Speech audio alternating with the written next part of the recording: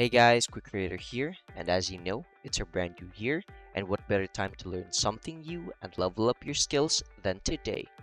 So, right now, we're going to be talking and diving into a question every digital creator and marketer needs to know. What is SEO or search engine optimization? Now, you might want to ask, where did SEO begin in the first place? It actually began in the 1990s when search engines such as Yahoo and Alta Vista dominated the web. Google's introduction in 1998 revolutionized SEO because they shifted the focus toward quality content and user experience, and ever since then, they've been helping to evolve it.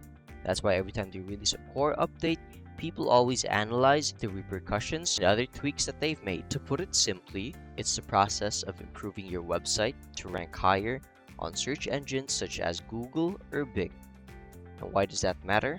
Well, that's because the higher your site ranks, the more visible it is when it comes to people searching for what you offer. Because businesses that optimize their websites with the right keywords, fast loading times, and helpful content earn those top spots that you see on page 1.